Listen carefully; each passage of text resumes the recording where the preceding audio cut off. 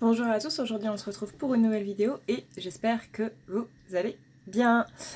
Aujourd'hui on va voir les énergies du coup du jeudi 23 et oui voilà. On commence directement avec le masculin du coup.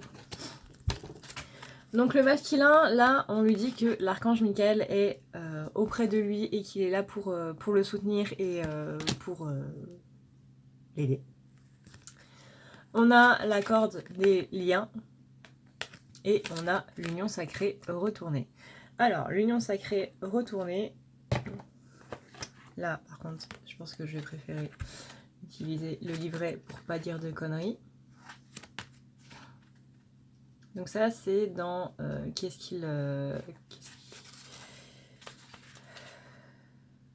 comment il voit sa féminine. On a donc l'union sacrée en rival vous avertit d'être prudent dans vos associations à l'heure actuelle. Vous entrez peut-être dans une situation qui vous causera davantage de complications et de drames que vous pouvez endurer. Méfiez-vous également de vos fortes tendances à prendre des engagements. Faites vos choix à partir d'un besoin obsessif de vous empêcher d'aller de l'avant dans votre vie. Pardon, c'était une question. Faites-vous vos choix à partir d'un besoin obsessif de vous empêcher d'aller de l'avant dans votre vie. Ignorez-vous les drapeaux rouges afin de changer le cours des événements selon votre convenance. Est-ce possible que vous soyez le destinataire de messages ambigus? Le moment est venu de mettre un peu de distance entre vous et votre question. Vous apprendrez davantage afin de faire les bons choix qui vous aideront à la croissance de votre âme. Voilà. Donc là, qu'est-ce qu'il ressent pour sa féminine, enfin comment il la voit. Il la voit pas très bien. Ça rejoint du coup l'énergie qu'on a vue hier où du coup je me suis tapé une canalisation que j'ai pas spécialement demandé. Mais voilà. On a ensuite qu'est-ce qu'il ressent pour sa féminine, donc comment il la voit, qu'est-ce qu'il ressent pour elle. On a donc la carte des enfants, donc il a une petite tendance à infantiliser sa féminine. On a aussi donc la carte du chat noir, et on m'a posé la question hier. Il n'y a pas de rapport en fait entre la magie noire et ça. La carte du chat noir peut dire qu'il y a effectivement de la magie noire, mais après, ça vous pouvez pas le voir vous, personne ne peut vraiment le voir, sauf des gens qui sont calés là-dedans en fait. Donc ne partez pas tout de suite sur l'idée qu'il y a forcément de la magie noire et que si vous n'êtes pas à réunir à l'heure actuelle, c'est forcément qu'il y a de la magie noire en jeu. Ce n'est pas vraiment ça. Partez plutôt du principe que ce sont des pensées limitantes qui vous limitent plutôt que direct dire qu'il y a de la magie noire. J'ai fait une vidéo d'ailleurs là-dessus sur les ombres afin de me permettre d'avoir un petit peu plus d'acquis là-dessus et afin de vous aiguiller un petit peu plus par rapport à tout ce délire-là. Mais ce n'est pas pour être obsessionnel sur... Enfin, ne tombez pas dans l'obsessionnel plutôt par rapport à tout ça. Il y a des choses qui nous arrivent parce qu'elles doivent nous arriver et c'est pas parce qu'on nous a mis des bâtons dans les roues. On a aussi donc le veilleur du puits, donc là on vous demande de partir vraiment en introspection, de partir au fond de votre propre puits en fait. Donc il part en introspection par rapport à sa féminine, par rapport à ce que ça lui réveille et ce genre de délire. Comment il est vis-à-vis de sa féminine, on a donc la guidance divine qui est en train d'œuvrer à faire en sorte qu'il se réveille un petit peu plus. On a aussi la carte, alors celle-là.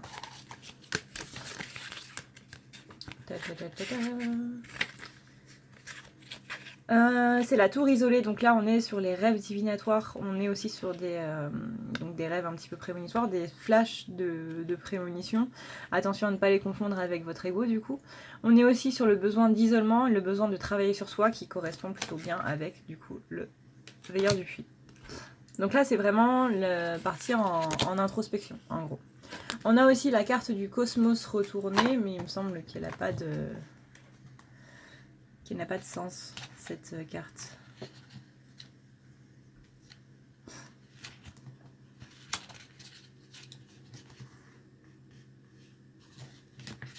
Ah bah si.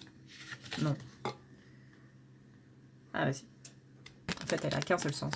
Donc oui, elle est toujours en allié. Et en gros, ça vous dit que c'est l'univers qui est de votre côté, c'est l'univers qui vraiment va œuvrer à faire en sorte que cette introspection du masculin se passe au mieux. Comment il est, le masculin, dans tout ça? Il se concentre du coup sur son départ. Il est centré là-dessus et il est persuadé d'avoir fait la bonne chose. On a un départ d'un protagoniste, donc lui, parce qu'il sent que c'est une bataille qu'il ne peut pas mener, du moins pas pour l'instant, et qu'il a besoin de protection. Donc il se protège du coup en partant, simplement. On a ensuite le rêveur au diamant, la richesse matérielle et la véritable prospérité. Là aussi je vais lire parce que cette carte je la connais pas beaucoup. Enfin, vous allez me dire, mais dans ce jeu je ne connais pratiquement aucune carte en fait, parce que c'est pas un jeu où j'utilise des masses. Représente la manifestation réussie de l'invisible sur le plan matériel. Assurez-vous de bien vouloir... Assurez-vous de bien vouloir ce que vous pensez... Ah oui, pardon. Assurez-vous de bien vouloir ce que vous pensez désirer, car cet allié s'engagera à vous pour l'obtenir. Toutes sortes de conditions flotteront autour de vous, des messages de l'esprit vous arriveront afin de vous guider pour atteindre les désirs de votre cœur. Voilà. En gros, ce que vous voulez va se réaliser. Voilà. Ou du moins être en bonne voie pour. Qu'est-ce qu'il aimerait dire à sa féminine de partir un petit peu plus en méditation, peut-être pour la retrouver du coup sur le plan astral. On a aussi le corps de fer qui indique lui la haute protection, la protection spirituelle et physique, la puissance, la loyauté et la force de caractère. Donc il reste loyal au lien, il reste loyal à sa féminine, même s'il est avec quelqu'un d'autre, je sais que... Voilà, c'est juste qu'on a une vision de la fidélité en fait sur le plan de la matière qui n'est pas du tout la même que... Enfin, qui n'est pas la bonne, quoi, tout simplement. Je rappelle que l'amour inconditionnel, ce n'est pas être en couple avec une personne. L'amour inconditionnel, c'est aimer toutes les personnes. Après, évidemment, si ça ne correspond pas à ce que vous voulez,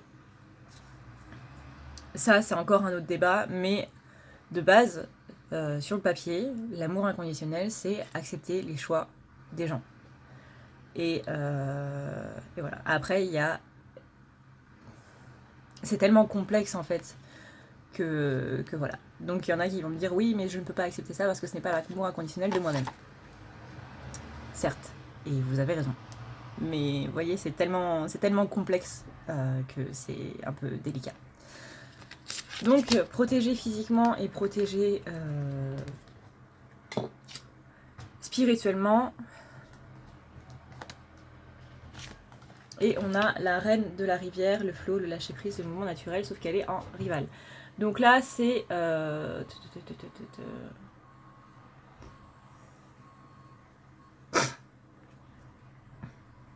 Même si la reine de la rivière est votre rival, elle n'a aucune intention de vous laisser couler. Même lorsqu'il y a une cascade devant, il n'y a pas de raison d'avoir peur. La reine de la rivière vous aidera à passer par-dessus afin que vous puissiez replonger dans les eaux tranquilles. Donc en gros, là, vous allez être ballotté dans un courant assez extrême. Mais vous inquiétez pas, il y a une sirène qui va venir vous repêcher. Visiblement. On a ensuite donc la carte de la guérison, et ça c'est dans ce qu'ils pensent de la féminine. Donc ils voient vraiment qu'elle est en guérison. Ils voient qu'elle est en train de mener ses combats internes.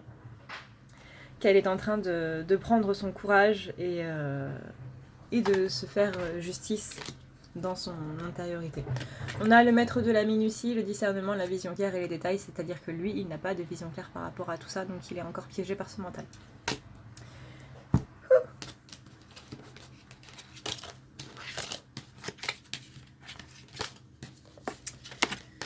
La partie que je déteste le plus, c'est le fait de ranger les cartes. Ah oui, pardon. On a l'oracle d'Isis, encore une fois. Alors, l'oracle d'Isis, on a la déesse aux 1000 noms. Du fait de ses nombreux noms, formes, associations et expressions qui lui font référence, Isis est appelée la déesse aux 1000 noms. Les noms ont du pouvoir, ils définissent, dynamisent ou limitent. Vos noms, vos visages, vos rôles que vous jouez ne constituent qu'une partie de ce que vous êtes. Vous existez, cher initié, en tant qu'être dépassant tout cela. Vous êtes en train de vous rendre compte de vos identités qui ne vous définissent pas. Vous vous rapprochez de plus en plus de votre véritable moi. Quelle joie de se découvrir un peu plus chaque jour. Tout comme Dame Isis, vous êtes un être multidimensionnel aux multiples facettes. À ce stade de votre quête, il est préférable que vous appreniez à ne pas vous attacher à des rôles ou à des identités ayant autrefois revêtu une quelconque importance à vos yeux ou à ceux de vos proches. Cela ne veut pas dire qu'il faut les oublier tout à fait, il suffit de savoir qu'ils ne vous définissent pas totalement et que d'autres aspects de votre personnalité cherchent à s'exprimer. De quel rôle peut-il bien s'agir ? Il peut s'agir d'une mère, d'un patron, d'un guérisseur, d'une personne agréable, d'une personne solide, une personne qui maîtrise tout, une fille, un fils, un professeur, un gourou. Ces rôles ne sont pas critiquables et vous pourrez toujours vous les exprimer par le biais de certaines d'entre eux. Mais vous avez franchi une étape importante et celle qui vous a permis de comprendre qu'ils ne constituent que des aspects de ce moi éternel infini que personne ne saurait décrire. Il est souvent difficile de ne pas laisser les autres vous limiter à un rôle donné, pourtant vous vous définirez et vous aurez une meilleure idée de vous-même, plus épanouissante, et si vous acceptez d'en découvrir un peu plus sur votre identité au-delà de la personne que vous avez toujours pensé être. Pour y parvenir, vous devrez laisser émerger à la surface de votre conscience les différentes facettes de votre être, vos 10 000 noms, et accepter l'idée de représenter beaucoup plus que cela. Vous y gagnerez une incroyable impression de liberté et de choix et d'occasion. Vous risquez de trouver cette expérience tout à la fois exaltante et terrifiante. Sachez que le moi est en essence de l'amour divin et qu'on ne peut qu'éprouver de la joie à le découvrir. Même s'il est quelquefois ardu de se débarrasser des peurs qui ont pu vous empêcher d'avancer, vous avez tiré cette oracle parce que le moment est venu de vous libérer de vos anciens rôles. Une nouvelle identité plus complète, plus épanouissante et plus réelle vous attend et toutes les craintes, toutes les difficultés que vous rencontrerez à vous en approcher seront spirituellement compensées au centuple, de toute force et de toute façon. Vous n'avez rien à perdre si ce n'est de vieilles entraves et vous y gagnez le bonheur à l'appel. Donc là, on est en train de dire clairement que le masculin est en train d'abandonner ses masques, qu'il est en train de se rendre compte que ces facettes-là qu'il montrait aux autres n'est pas vraiment ce qu'il est. Il se rend compte que ce n'est pas ce qu'il est, que ça ne résonne plus du tout en lui en fait. Parce que quand on a trop de masques et quand on est trop habitué à changer de personnalité, à s'adapter en fait, à avoir une personnalité adaptable suivant les personnes avec qui on est, comme on dit, mon attitude dépend de l'attitude que vous avez envers moi, et ben ça ce n'est pas vraiment être soi. Et au fond, qui est-ce qu'on est quand on est tout seul quoi. Et c'est cette personne-là, quand on est tout seul, qu'on doit être avec tout le monde et pas spécialement avec certaines personnes et avec d'autres. Donc le masculin commence à se rendre compte un petit peu de tout ça.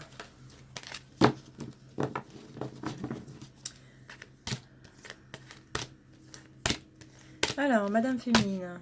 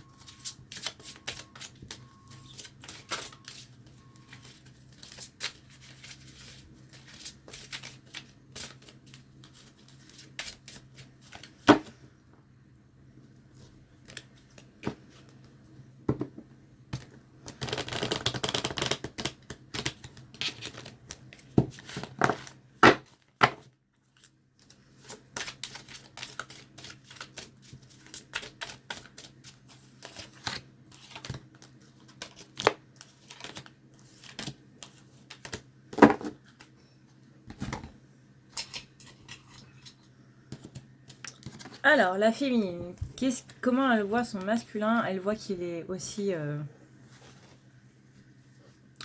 Elle voit qu'il est aussi protégé et aussi aidé qu'elle. Que vraiment les anges sont auprès de lui pour lui permettre d'accepter un petit peu tout ça. On a aussi le hibou qui vous demande d'avoir un regard un petit peu neuf sur les événements, qui vous demande d'être vraiment axé sur la spiritualité. Donc il commence à s'ouvrir, selon la féminine, il commence à s'ouvrir à ce genre de choses, mais il est encore trop dans la méfiance et trop dans l'observation et pas assez dans le lâcher prise. On a le grand seigneur de la reconnaissance et du service qui lui dit qu'il n'est pas très très reconnaissant en ce moment, justement, par rapport à tout ce qui a été fait. On a après, dans ce qu'elle ressent un profond lien d'amitié pour lui, un profond lien de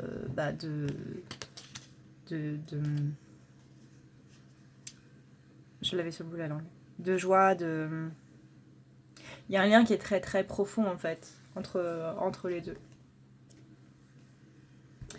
On a aussi la clé donc, qui vous permet de vous dire qu'il y a une nouvelle possibilité, qu'il y a vraiment des ouvertures qui vont se faire, des opportunités, des secrets qui vont être révélés. Il y a des choses qui vont vraiment se révéler. Mais on a la reine de l'ombre, donc les connaissances, l'insécurité et la manipulation. Elle a l'impression que son masculin est un petit peu trop dans ce genre de délire. Alors soit que c'est lui envers elle, soit que c'est une autre personne envers son masculin, du coup. On a aussi, dans comment elle est vis-à-vis de lui, on a cette harmonie. Donc elle se sent mieux qu'en début de semaine. Elle se sent plus en paix avec ça, par rapport à ce lien. Et par rapport, du coup, à l'union. Comment elle est dans l'abondance et elle accueille l'abondance là. Elle est encore un petit peu têtue, quand même. Et on a l'esprit chuchoteur, les conseils divins, les conseils supérieurs qu'elle n'écoute pas beaucoup, étant donné que la carte est à l'envers. On a ensuite l'étude, donc le fait de devoir vraiment faire attention à tout ce qui... Enfin, elle lui demande de faire attention à tout ce qui est autour de lui, devrait bien analyser, bien étudier les gens et la situation dans laquelle il se trouve. On a la carte du crâne, du repos éternel, pardon. Donc ça, c'est les fins de cycle, les transformations. C'est un peu comme la carte de la mort dans le jeu du tarot. On a la scisseuse de toile, les synchronicités, les intelligences divines et les causes à effet. Donc, fais bien attention, masculin, à ce qui est autour de toi. On a aussi donc la carte de l'écoute. Donc ça, c'est comment ce qu'elle pense de lui, qu'il devrait être un petit peu plus à l'écoute de sa guidance intérieure, hein, parce que la madame, elle regarde un ange. Qu'il faudrait qu'il se bouge un petit peu. Et on a la rêveuse éveillée, le rêve, le bien collectif et les illusions. Donc pour le bien collectif, pour le collectif masculin, en gros, écoute un petit peu plus tes rêves et ne fais pas attention aux gens qui sont autour de toi et qui te mettent de sales idées dans la tête. Et donc avec Dame Isis,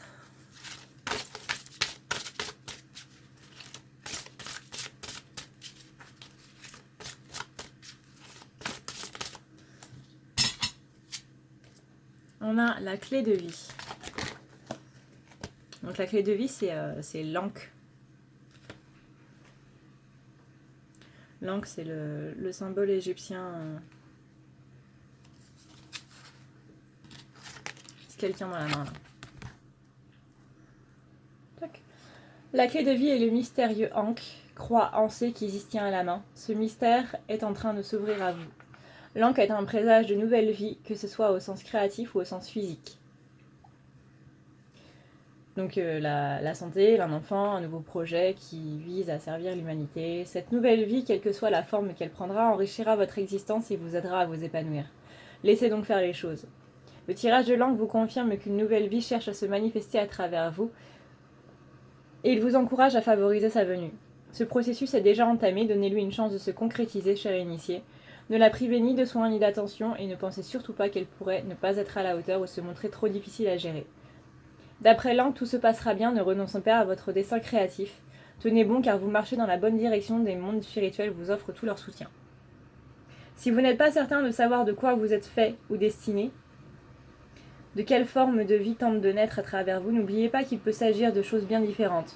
Que ce soit un projet, un objet, une relation, une vie humaine ou une nouvelle façon de penser plus sage. Plus centré sur le cœur et susceptible d'aider d'autres personnes à se débarrasser de schémas et de raisonnements addictifs et destructeurs, de la sorte qui gâche la vie de certains êtres humains. Il existe un processus créatif partagé pour tous les humains, la matérialité de l'âme dans la lumière. Peu importe les formes de vie en train de se créer chez vous, le mystère de l'Ankh vous donne une certitude de progresser spirituellement, de sorte que la lumière de votre âme prenne une plus grande place dans votre existence. Cela signifie que quelle que soit votre situation actuelle, que vous vous sentiez plein de créativité, d'énergie ou de bonheur, et qu'au contraire vous ayez la terrible impression que ce bon vieux monde tombe en morceaux, et vous avec, votre âme divine est là. Une nouvelle vie est en train d'émerger, ayez confiance et laissez faire. Si vous avez tiré cet oracle, on vous souhaite de transmettre un message à ceux qui s'adonnent à une activité créative. Si vous souffrez du syndrome de la planche blanche ou que l'inspiration vous fait défaut, si vous doutez de vos capacités à créer, ne vous laissez pas aller au découragement. On vous apprend que tel le Nil et ses inondations, la créativité ne va pas tarder à se manifester à nouveau. Là voilà, donc féminine. Créer. D'ailleurs, hop, moi j'ai enfin pu terminer du coup mon correcteur énergétique qui vise du coup à enlever toutes les charges karmiques, enfin toutes, majorité on va dire, par rapport à la séparation originelle des flammes jumelles, donc la séparation de l'œuf. En ce sens, j'ai donc fait un œuf. Voilà, ça brille un petit peu partout. Voilà. Il est en vente du coup sur ma page parce que j'ai pas encore fait de boutique, mais j'y pense de plus en plus. Et du coup, il coûte 45 €. Voilà. Sur ce, donc n'hésitez pas à faire un petit tour sur ma page, que ce soit pour les rendez-vous, que ce soit pour les correcteurs ou que ce soit juste pour laisser un petit mot. Ça marche aussi. Moi je vous fais de gros bisous et je vous dis à plus tard.